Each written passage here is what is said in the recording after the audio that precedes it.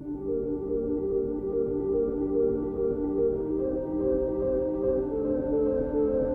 afternoon, everyone, and welcome back. Our next session is Reclaiming Power, BIPOC Artists as Cultural Strategists. BIPOC meaning Black and Indigenous people of color. In this pivotal moment, artists of color are being called to take on roles that go beyond creating art. Today's panel brings together leaders from diverse generations and disciplines to reflect on how BIPOC creatives can reimagine themselves as cultural strategists, visionaries who shape narratives, challenge systemic barriers, and build collective power.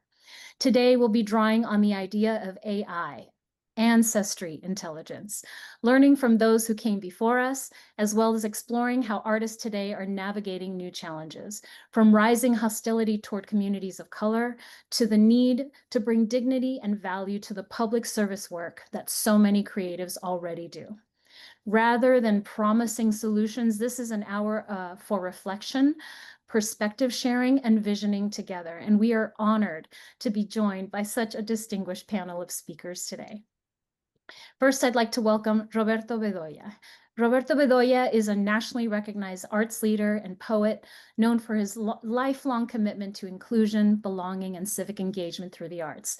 He is the former cultural affairs manager for the City of Oakland and previously led organizations such as the Tucson Pima Arts Council and the National Association of Artists Organizations. His influential essays have reframed cultural policy debates, and his work continues to shape the role of the arts in public life. Welcome, Roberto. Thank you. Next, we have Lauren Balcita Garces. Lauren is an event producer, cultural strategist, and community advocate dedicated to empowering diverse communities through innovative programming. As founder of Social Artistry and special events director for the Convoy District, she has produced signature events across San Diego, from the Filipino Sun Festival to Balboa Park's December Nights. A leader in the Asian American and Pacific Islander community, she also serves as co-chair of the San Diego Asian Pacific Islander Coalition and on the San Diego Foundation AAN HPI Fund Advisory Committee. Welcome, Lauren. Thank you, Susanna. And next we have my friend Diem Jones. Diem is a poet, musician, producer, and thought leader with a career spanning writing, arts leadership, and cultural advocacy. He is currently the COO of Penn Global Visions and CEO of All One Consulting, and co-founded the Voices of Our Nation's Arts Foundation. His diverse background includes directing university writing programs, serving in leadership roles at major arts councils, and collaborating with George Clinton and the Parliament Funkadelic as creative director. A multi-disciplinary creative, he continues to publish books, record spoken word jazz albums, and design programs that bridge art, equity, and wellness. Welcome. Thank you. Joyful. Well, thank you. Well, with that, let's begin. I want to take a moment, just to kind of acknowledge this wild moment in history that we are living in, right? And so you have people of color being disappeared off of the streets, a lot of antagonism toward communities of color. And so perspective matters at this moment in time. And I think a lot of people are just trying to identify what it is that they can do. So this conversation is really meaningful and important to people in order to kind of regain our power and regain our strength. Each of you comes from a different lived experience and tradition. And I'd love for each of you just take a moment to please share a little bit about your background and how your identity has shaped the way you approach art and your community work. We'll start with Roberto. Where do I begin? Maybe I'll tell this story of when I'm 74, 73 right now, whatever. And mom lived to 95. She's been dead about 10 years. And so I was visiting her she was bedridden, lived with my sister, and I was visiting with her, and I said, gotta go, Mom. And she called me back, and mijito. And I knew she was going to ask me, like, go get bananas for me or make me run an errand so that she could have me for a little bit longer. And I said, yes. She goes, I know why you're so social. And then I said, "Okie dokie." She goes, "Well, I was pregnant with you, and I was trying to get all the Mexican Americans in our barrio to vote. So this is where you went door to door to get people to register to vote. So you've been to 100 doors before you were even born. So that's where it begins, man. It's in the body. Yeah. And we all know this, that othering is a particular cruel apparatus. And the Supreme Court decision that said racial profiling is legit. It just means the intensity, especially for people of color, to live our lives without fear is on. So we can talk about different strategies we all have. But for my gut is I'm not very good at complicity, and I'm starting to feel I'm being, there's another story, but I'll leave it at that. So that's like Mm. kind of where I begin. Nice. Thank you. Thank you for sharing. Lauren, how has your identity shaped the way you approach art and your community work?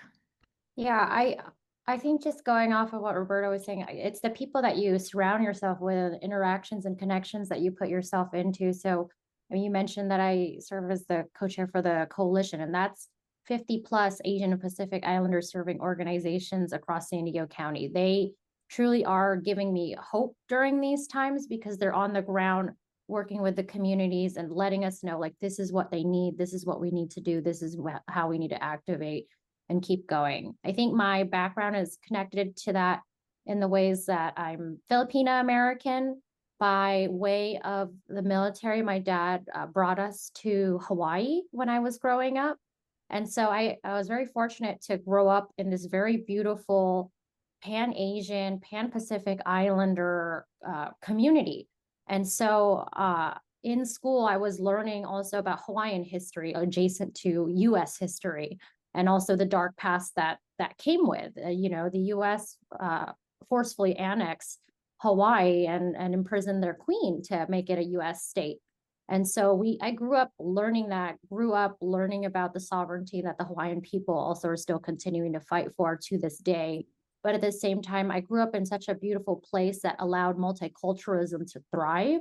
It allowed me to see the beauty of when Pan-Asian, Pan-Pacific Islander cultures come together, what comes from that, and the beauty that comes in the art and all the different forms of cultural storytelling and weaving that they share. And so I think that's really what shapes me as I continue this work today. I think that aloha spirit that I fortunately learned growing up there is what I also try to embody and bring into the work that I continue today. Nice. Beautiful. Thank you. Thank you for sharing. DM, same question. How has your identity shaped the way that you approach your art and your community work? Well, I grew up as an Army brat, and that definitely shaped a lot of things. Maybe not as many as my father wanted, but given his rank and his desire to have me go with him everywhere instead of stay home and be the kid, I'm learning how to fire a 50 caliber at 10 years old and things like that. But what we did, because I was born overseas and we traveled, went to grade school in Germany, and we always went to arts institutions. We went to museums, and I was always fascinated with learning. And of course, being an Army brat, you have to learn how to communicate. And if you can communicate, it's a two-way street. So I think storytelling was probably the first art form I was exposed to, Mm. because I always said, if you're a good speaker and I'm a good listener, I've been where you've been. And went on from there. My grandfather was a photographer, and I was so fascinated to go in a dark room and see this image appear like magic.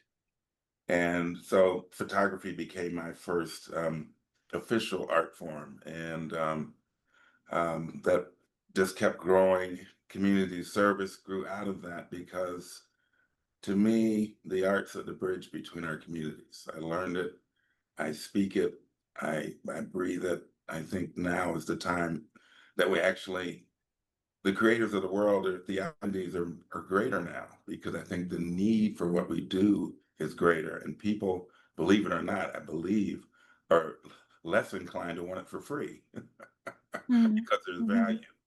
And you know, I mean, I've been an advocate from the beginning. When I was at the DC Commission on the Arts, I almost lost my job because I was giving too much technical assistance. How can you not help each other? How can we stop replicating resources? So, and you know, then to create the Voices of Our Nation's Arts Foundation was, you know, the only multi-genre creative writing program exclusively for writers of color that went around to 7 different universities. Um, that was truly a joy to have people come from 14 states and 7 countries every summer to learn from masters that were also writers of color. I learned so much just being present, much less so I had the responsibility of making it all happen. But I just think we have so much to give, and now more than ever is the time where we need it. So stand up tall, because you stand for nothing, you're gonna fall. For anything. Man, such a powerful group of collective intelligence, our ancestral intelligence. Let's talk about the concept of ancestral intelligence. What wisdom from those who came before you feels most urgent for creatives to carry forward today? Let me sort of start off. I told you a story about Mom. Obviously, that's a great story of our parents and our ancestors. But when we chatted earlier and prepped for this conversation, I shared with you that in Oakland, I started working with a group called Kingmakers of Oakland, and it was a cultural mentorship program for Black and Brown boys. And that's the first time I heard AI, as ancestor intelligence. So this is a few years back. So the beauty of that narrative shift is that they were not going to all of a sudden get all swoony and get all techie and get all like, you are not a human being. Now you're a robot, or kind of follow that thing. They're going to say, wait a second, you need to stand in the power of what you know. And what you know are the stories. And you may know the stories of oppression. You may know the stories of how your folks kind of negotiated public spaces, public policies that wanted to other them. So I just like lean into ancestor intelligence as a power. And I think um, I'm not going to demonize completely technology. But when I'm writing something and all of a sudden I walk away from my computer and come back and they tell me I should consider this new paragraph, I go, what the hell is that about? I didn't do that. And it sounds good, it sounds smart, but that's not my voice. So it's about first voice. And our first voice is who we are, informed by our upbringings, our cultures, our family, our legacies. Yeah, being true to our story, being true to our authenticity. I love that. It makes me think about, like what I learned from my family as a Latina, being an immigrant here, and my mom having to navigate this system that she didn't speak the language, she didn't know how to buy a house, she didn't know how to do any of those things, and somehow, just through pure grit, she figured it out and she was able to do all of those things.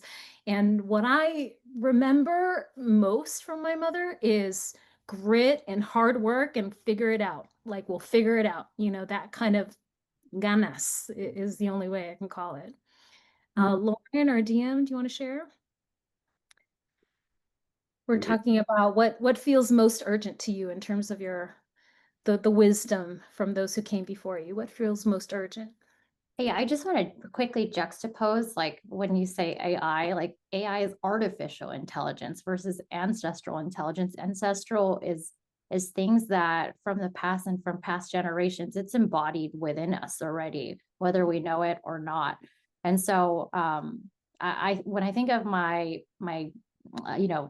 ancestors who are Filipino, I think of how resilient they are. And I actually got to go to the Philippines for the first time this year, after 3 decades of never knowing that that land that was within me. And I was never taught the language growing up. So there was that disconnect and that barrier. But at the same time, when I was there, I knew I completely belonged and I was exactly where I was meant to be, and that I was so connected to that community and of people that were there. And so I think what especially I was taught by visiting the Philippines and my family and the people out there is that somewhere along the line, again, resilience through all of the years that they've been there and that they've created these lands that they tend to. But at the same time, someone had the courage to explore and go beyond and look for more. And it takes bravery to do that. And I think that's also within us, especially we're all immigrants in the US, especially. And we are given so much opportunity with that. I see people's life over there. Oftentimes, if you don't have the means to get to college or to some other better place, that's your life is dictated in a certain way, but that's not the case at all being here. We truly are given the world at our disposal with what's in our brain and what we can create from it. And so I think of it in that way. Like, I think of the power of how much we're able to create within our means, how much we're able to also respond to the times if they're not where we want them to be. Again, there's lots of injustices in the world currently, but it's up to us as artists to spark that dialogue of what better world we could imagine through our art and through our creativity. And so, but the main thing that I did learn when I was in the Philippines is that despite all those challenges and things, they love life to the fullest. They enjoy life to the fullest. They have the biggest laughs. They sing their hearts out. They dance in the streets. If it's not perfect weather or if the streets are flooding, they're still having fun. And I think that resilience, and again, of just appreciating what life has to offer is something that we still can also embody from our ancestors. And again, that resilient collective spirit that's within them. And so that's what I would love to share from my Ancestry Intelligence. Love that. Love that. Diem? Yeah, thank you. Thank you both.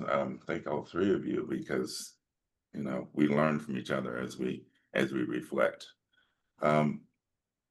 I've been in touch with ancestors before they were explained to me. I heard my great-grandparents speaking. But the lessons I bring forward are two primarily. My father, I went to live with him at 9. I said, I can't, and I got slapped. And he said, that word is not allowed in this house. And that stuck with me. I mean, you can do anything. Now, when you can do things is another story. But just that confidence and belief in yourself and learning how to be patient. Patience was something I learned from my mother. Her favorite, not her favorite, the statement that resonates with me is, just because you can doesn't mean you should. Just because you should doesn't mean you can. And those were like, those two guiding principles affected all parts of my career. And I had to do a lot of family research. My father didn't know, never met his mother. And I was able to go find his mother's father, which kind of is still a little bit of a family disruptor, because he came from Korea to Cuba and, you know, had a wife with a Cubana. But, you know, we all are collections of our ancestors speak. We all stand on their shoulders. And I think the fact that we can is a blessing, that we do is a charge. And what are we going to do with it? That we have to keep our eyes on the prize is a statement, I believe. Another one that came out from one of my ancestors. And, you know, be intentional. You know, because if you're not intentional, you're just, as many artists, you know, I think we've all kind of come to a point where we realize that intentionality is necessary. But before that, it's float time, trying to figure out what feels good, you know, where you land. But, you know, as we get to this point of really helping our communities, we have to be intentional. We have to desire, have an outcome in mind. You know, I'll stop after this. I'm a proponent of the 5 Ws, the who, the what, the where, the when, the why of it. If you ask those questions about everything that you plan, it'll be a better execution. Yeah. Interesting. The why is what stands out to me right now is, you know, folks who are defunding it from on a governmental standpoint, the arts. I'm thinking specifically of the national government is, you know, if art is a mirror to society, maybe they don't want to look in the mirror, and that's the reason they're defunding. They want But they want to change. They don't want a mirror, they want a painting. A yeah, mirror is truth. And you've got to learn to accept that. But what they want is, this is the new painting. Take that old one down. And you know why? I don't know why, but I know it makes us stronger. Makes me stronger. You know, for somebody to come challenge something that's core to my being and core to so many people that I know and love. Oh no, put up your dukes. yeah. The artists are going to continue creating with or without the resources. We Right. have to. It's a must. Speaking of BIPOC creatives, let's go into you know, BIPOC creatives today are being asked to take on roles that go beyond making art. Where as advocates, as educators, or cultural strategists, how have you seen artists reimagine themselves in these ways? Can you share any examples? Uh, my storytelling is related to the fact that I live in Oakland and I have a very robust activist arts community, and the language of cultural strategy is one that the artist community embraced and started to assert. I created a cultural strategist program inside government, but you know, at the spirit of a cultural strategist, and is that, you know, they're not necessarily making objects, they're making arguments. So in the and so and they do that maybe through a demonstration project about homelessness. But in that message of that piece of art is a strategy about how maybe public policy and cultural policies can shift. So that's kind of uh, a mindset that I appreciated cultural strategists. It's but again, I'm also very mindful of, I'm speaking of the context of the social and a public and publicness. And this current MAGA uh, pressures that we're on, they are destroying public and they're destroying public service. And so all the whole nonprofit sector, whether you're arts or teachers or healthcare workers, this current government authoritarian effort is about destroying public. And the public is not me and my friends. It's that secular we that includes people you don't know. And if you're not doing that work, then you're just kind of being lazy. Mm.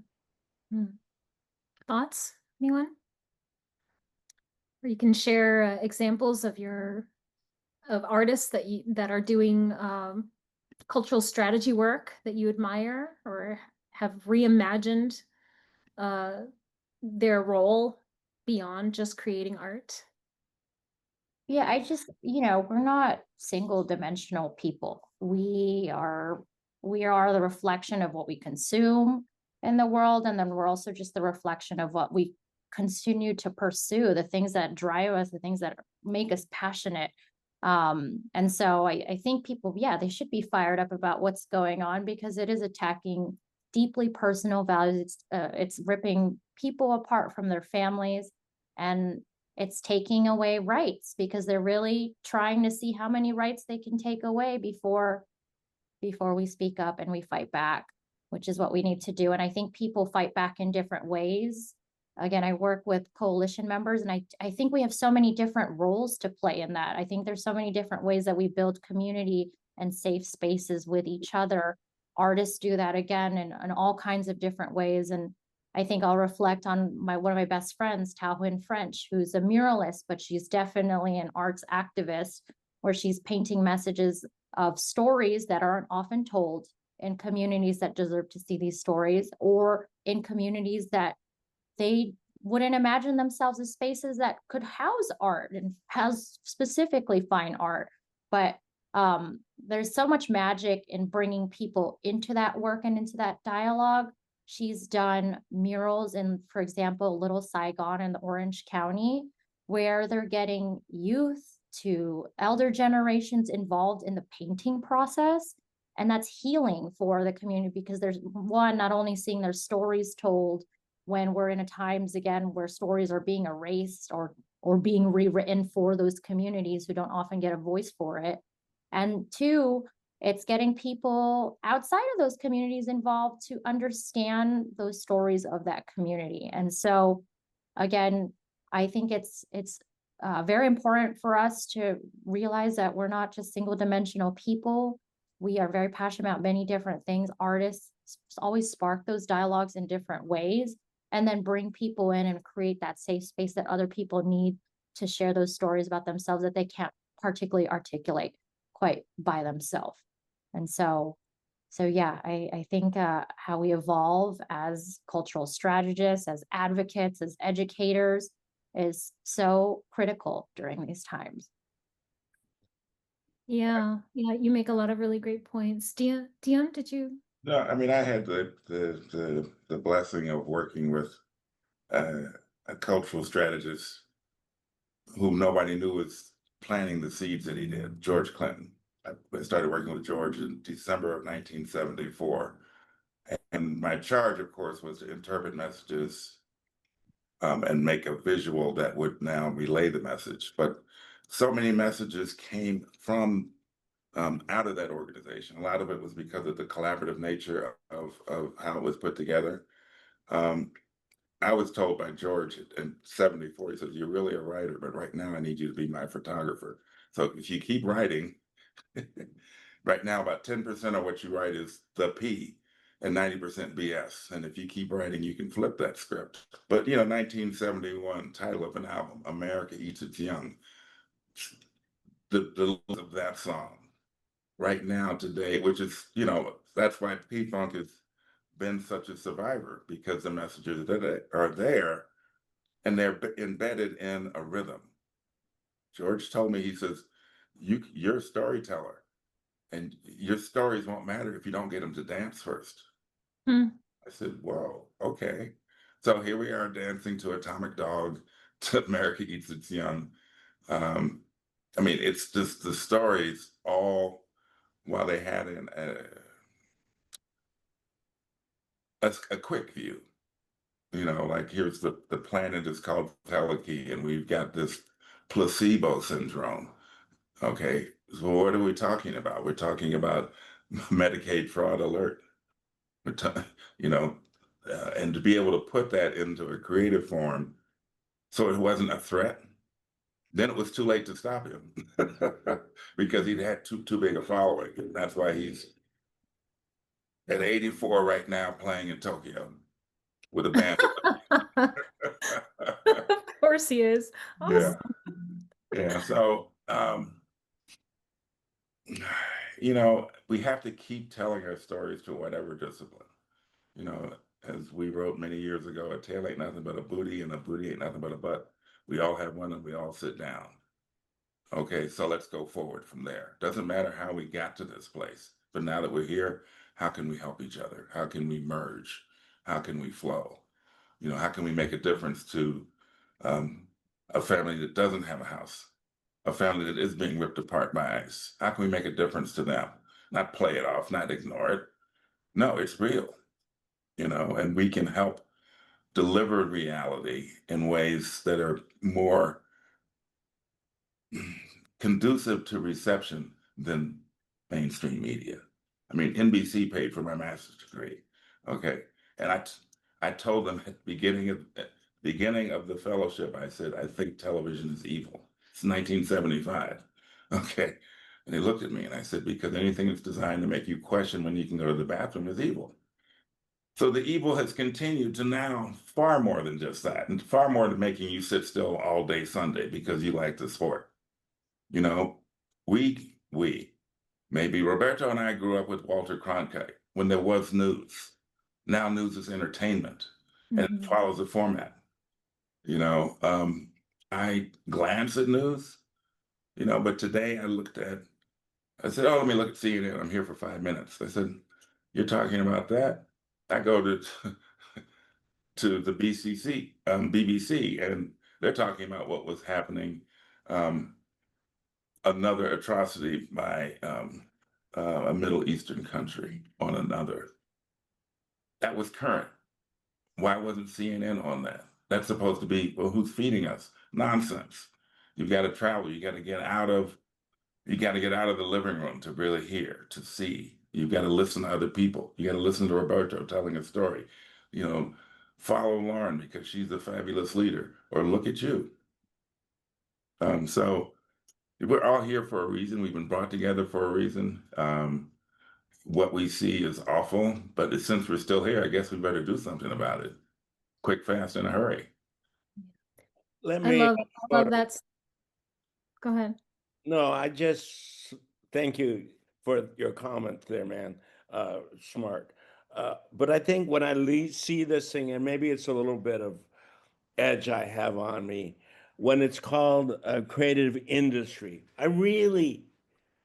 I understand industry, but it's so much. I also understand in my mind the good and the goods, and they're not necessarily one and the same. So only to sort of talk about like heritage practices. It's about a good, about learning the songs of your elders, learning the dance of your people. And that doesn't automatically end up being a top 40 hit. Though I realize the economies of the cultural sector need to be both. But if you just sort of roll over and play and think I watched that stupid thing on TV the other day, MTV Awards, and I didn't know anybody, and it all sounded the same to me. It's like, where is there originality? Where is imagination? And in the context of the social that I'm very thought of, what is this civic imagination? How do we imagine our lives together? You know, yeah, I want music that will get me up and onto the dance floor. You know, that's my sound. Yeah, what resonated with me what Diem was saying was they're not gonna hear your your poetry, but first you got to get them on the dance floor. Like first you got to get them to the museum, you got to get them to the play, you got to get them to the powwow, you got to get them to the cultural event and experience something and move them. And that's the message, right? There's something. And touching the most important instrument on the planet, the first drum is the heart. A lot of times we create art and we throw it out there. My question to any audience member is, how do you feel? How did it make you feel? That's feedback that helps him grow and evolve. So, but the rhythm of the rhythm of the one is the dancer, and the first drum beat is the heartbeat.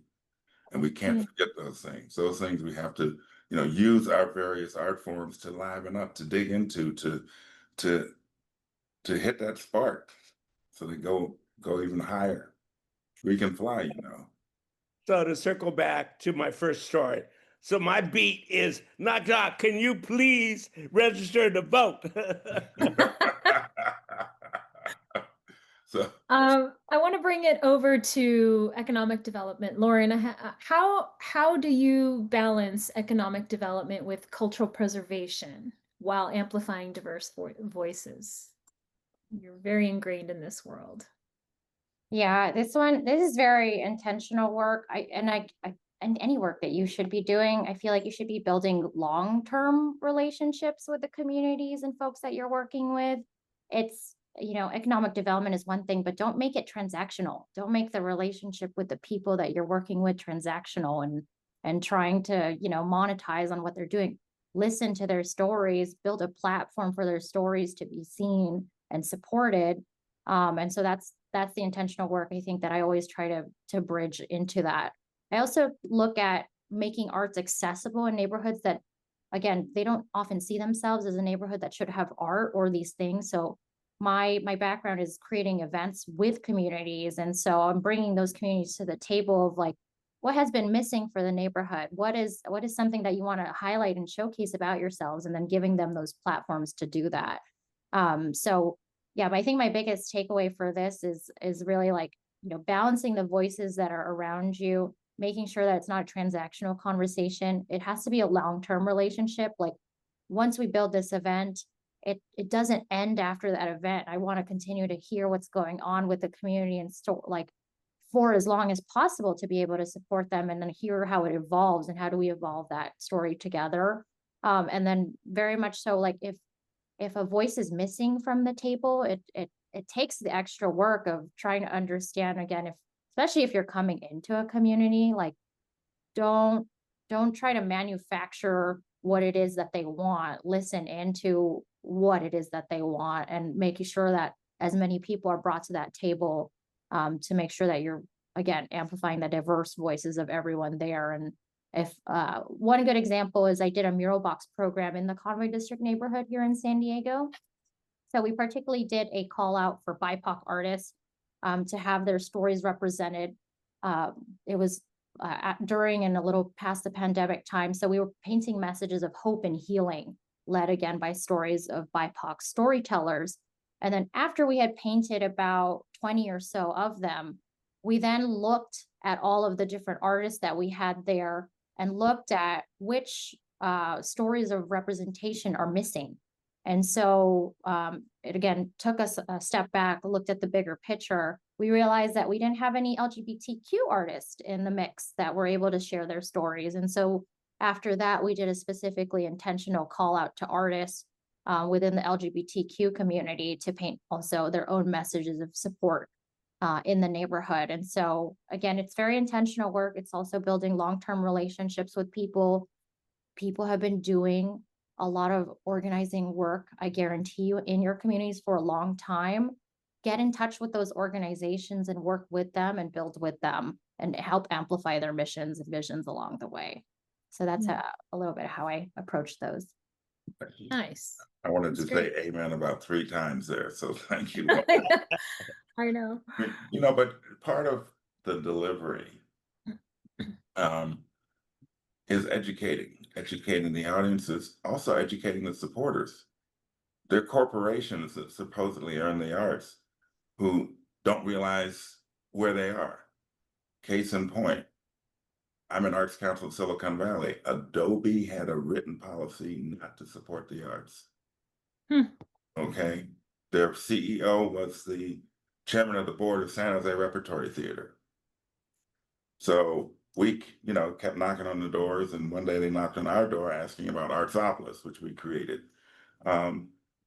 And anyway, long story short, they said, okay, what can we do for arts marketing? So we created a conference for all arts organizations in the Bay Area to come to a Foothill College, 2 days, breakout sessions on Adobe products. And if, then you had 30 days to submit a proposal, you got funded. If your proposal for an arts marketing project was accepted, then you got funding and all the software you needed.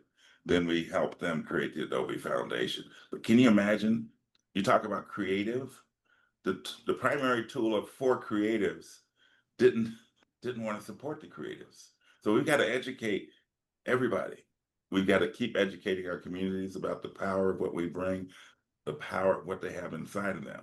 Everybody's an artist. Everybody has an art voice, whether or not they practice it, whether or not they let it forward, it's there. That's why they resonate when they read a poem of Roberto's. It's like, Roberto did it. I guess I don't have to do it now. But No, you do. You have to.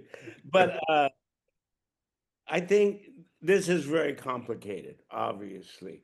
I think I lean into the fact that artists are in some ways, if we're going to use the language of business, content providers.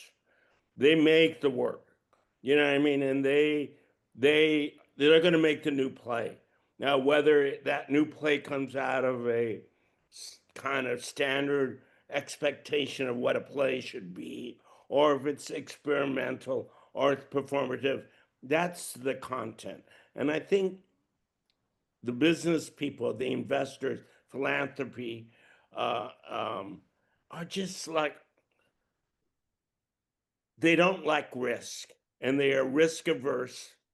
And so they just, oh, you're going to give me the new Hamilton? Sure, here, and it's just like, so I want to circle back to the word of transformative behavior. We don't want to, you can get stuck in just transactions, like as you were saying, Lauren, that it needs to be have that magic of being transformative, that it reshapes the discipline, the form, the neighborhood, that somehow some little mutation happens. Yeah. Roberto, I have a question about navigating today's hostility toward communities of color.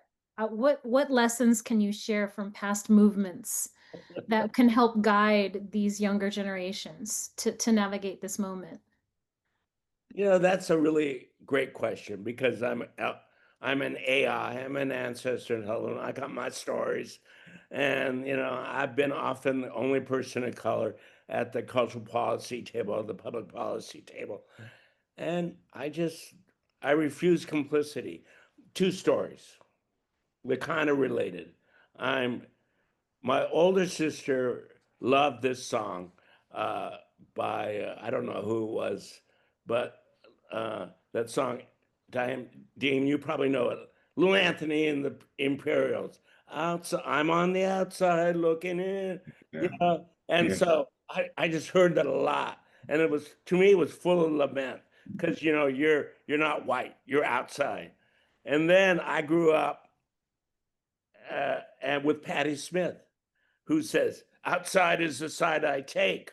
You know what I mean? That defiance. So in some ways, I think my own histories has always been looking for what's out of guidelines and trying to figure out how to support it. And as a person of color, we're kind of born out of the whiteness guideline, that's for sure. And the white supremacy that still kind of has a big hold on public policies. I'm lucky enough to be able to sit at those tables and put my 2 cents down and sometimes get what I want. How many of you here have been the only person of color at a table related to programming legislature? Same, like all of us, right? Yeah. I find it interesting because there is a conversation about tokenism, like, oh, we've got the token Black guy, we've got the token Latino, we've got the token, Asian. And I think this newer generation is right about that. However, our generation, we were literally the only ones that had somehow maneuvered our way to the ability to even be at the table. Not because it was a checkbox, it was because we forced our way in. And once we're there, I always sort of just took it, and I'm like, listen, if I'm going to be the only one, you're going to hear my voice. You are going to hear what I have to say. So whether they regretted it or not, I don't know, But I think when you were talking earlier about sort of your backgrounds, and I want to refer back to Mom. She's just haunting me today. But she was the person in the neighborhood that was bilingual. She was a person that everybody, Senora B, my son's in jail. Help me. Senora B, can you talk to the priest? Senora B, can you help me with unemployment? So there's always somebody in a circle that was a bit of the translator, and they trusted this individual and that was their skill set. So in some ways, I just realized, well, that was part of my talents, that I could go and sit at the White House and talk my talk my stuff, and and I don't know, it's my blessing curse. Right. I want to get into we're running a little bit out of time, so I want to get through a couple more questions. Diem, I had a question for you about storytelling. How can storytelling serve as a form of cultural strategy or resistance right now? Well, thank you for asking. Um, the power of storytelling has been under-realized. How can it be used? We have a nonprofit called the Institute for Community Evolution, and we have an initiative that we're starting in April called the Jimmy Appleseed Initiative. Jimmy Appleseed happens to be of African descent, but his seeds that he was planting were seeds of wisdom. And it's basically a storytelling initiative, trying to encourage people to learn how to tell their stories, to not be afraid to tell their stories. I think fear is what holds stories back, and ignorance holds stories out. So fear and ignorance, that's our big challenge when we want to look at bringing storytelling forward. We've got to let people think that it's okay to listen to somebody with a different point of view. you know, you don't have to be right when you're telling a story. You just have to tell your story. If you tell your story, fine. Now, listening to your story, I may not invite you to my house for dinner, but tell your story. I'm all in favor of it. We can't go forward without the essential part of passing the knowledge, passing the torch from one generation to the other. Cultures all around the world, that's storytelling, is history making. And that's what we have to realize and know, that if we don't tell our stories, if we don't get everyone to start telling their stories, people are going to stop feeling, becoming more numb, more dumb, and not going forward, but going backwards. And Lord knows we got to go forward, because this is no mud that I want to be stuck in. Yeah. Thank you. So this is a question for all of you here. If you imagine the next generation of BIPOC creatives, what kind of support systems, resources, or environments do you think could help them thrive? I think Well, I'll just say that we talked about, oftentimes like we're the only person of color in the room. Sometimes we're the only woman in the room, things like that. I think it's up to us to leave the door open and bring more people to that table. And so like whether it's being mentors to them or just again advocating for them in those rooms to also have more seats at that table. I think that's a huge part of, again, ushering in this support for this next generation of BIPOC creatives. And that's in all kinds of different systems and spaces, whether it be like the arts and cultural institutions and commissions that we serve on, to nonprofit organizations. I think there's so many of us, but at the same time, how are we advocating for each other or building coalitions with each other for more of those resources to be shared and amplified? And then my background in events, there's nothing like it truly than bringing communities together. So I'm here and for more cultural celebrations that build and celebrate different communities and spaces. And again, I don't think we have a shortage of them here in San Diego, but I'm always open to more of them, because there's so many cultures that could be shared and represented. And I think events are one of those spaces where we can continue to foster more support for creatives, for people to find out about them, have a chance for them to be economically supported as well, and then also giving them a platform to showcase their beautiful art and spark that dialogue for people to walk away with. Mm, amen. answer. We have to, as much as we give opportunity to creatives to sharpen their creative skills, we cannot forget financial literacy. That's That part. yeah, that's the part that's how artists can sustain themselves. That's how we can sustain a movement, is that we are aware of dollar. I mean, come on, $1, $100, it's all a piece of paper. Back in the day, we used to trade commodities. I had apples and Susanna's family had tomatoes, and we traded things they were substantive. So now we have this shrinking bit of paper that we're all dependent on in some degree. But paper can burn. I don't think you should hold anything that can burn close to your heart. So financial literacy, helping artists become responsible and aware. Aware probably is the huge word that gets missed. We can't, anyway, I just think we need to become aware and sharpen our skills, pass Yeah. the torch. Roberto? A little bit. I thank you, Diem, for that comment about financial literacy. I give myself a C minus, but I don't got no big credit card debt, so I guess I'm okay. But I think with emerging leaders, especially of color, I often say to them, build your coalition, build a community of care and capacity among your peers, because it ain't necessarily going to be out there in a big service organization that does leadership development.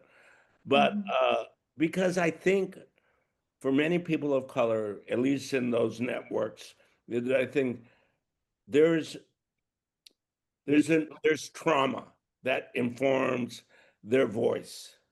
And sometimes you can only tell the story of racism with your buddies that can empathize.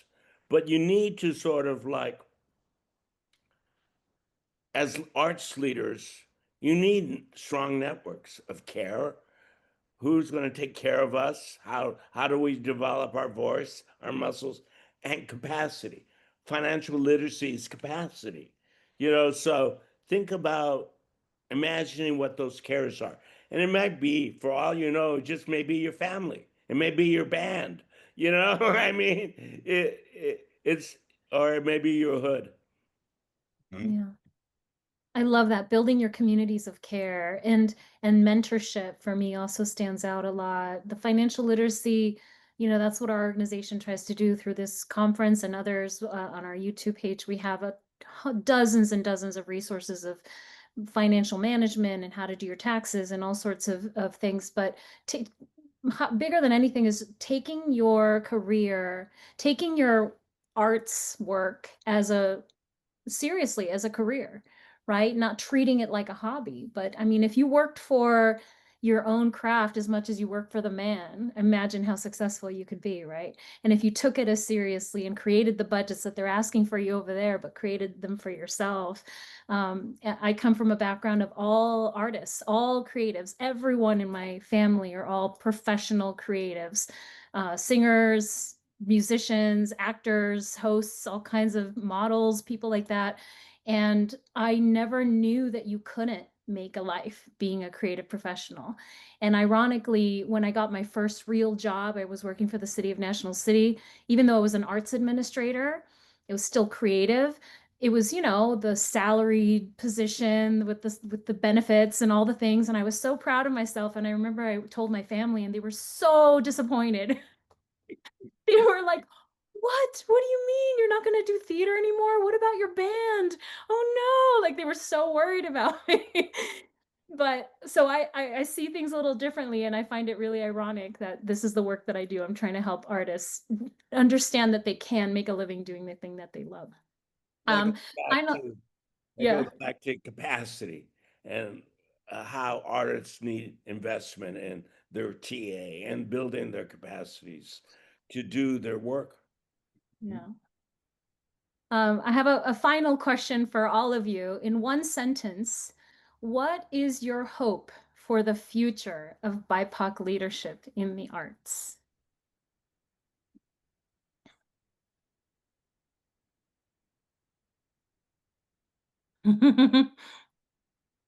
I'll start. I'll just say, show us what's possible. I think that's such a big thing. Again, show us truly what you're capable of and what you can create. And my hope is one day that we just see always someone who represents our cultural values in all of the spaces, and that we're able to work with that person to, again, pave the path for more BIPOC arts to be accessible, advocated for, and invested in going forward. Nice. I just would say, don't give up. I mean, as I already said, elder. I'm AI. I've been at it for, 50 plus years. I don't know why. I get up and I said, okay, where am I going to go today? What argument? How am I going to make my cause, make my whatever? And I'm joking a little bit, but is ultimately it's the value of empowering talent and empowering community that I've been able to sort of do through my job. And when I say community, I mean often the community that has been marginalized. Yeah, thank you. Diem? I was trying to draw something from my notes from today, but I'll say that now that our feet have failed us, it's time to shine and use our wings. That would be my message to the next generation of BIPOC leaders, BIPOC arts leaders. It's time to Nice. fly. We It's can't. time. It's time. And now we have our flock. We have a nice Yes. flock.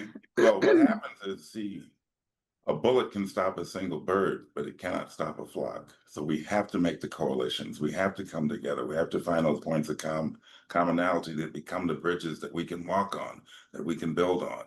So those are my words to pass on. Beautiful. Thank you all. Thank you all so much. Thank you to our panelists for sharing your wisdom, and to all of you signing on today for leaning into this important conversation. What we've heard today reminds us that BIPOC artists have always been more than creators. They are strategists, culture bearers, and leaders shaping the fabric of our communities. By reflecting on the lessons of our ancestors and imagining new possibilities, we honor both where we've come from and where we're going. And this dialogue doesn't end here. We invite you to carry these reflections into your own work, to continue asking hard questions, and to support one another in building a future where the arts not only reflects our communities, but also empower them. On behalf of Vanguard Culture, thank you for being part of this collective visioning. Thank you, panel. Let's keep moving forward together. And stay tuned for our next session starting in just a few minutes. Thank you. Thank you. Everyone.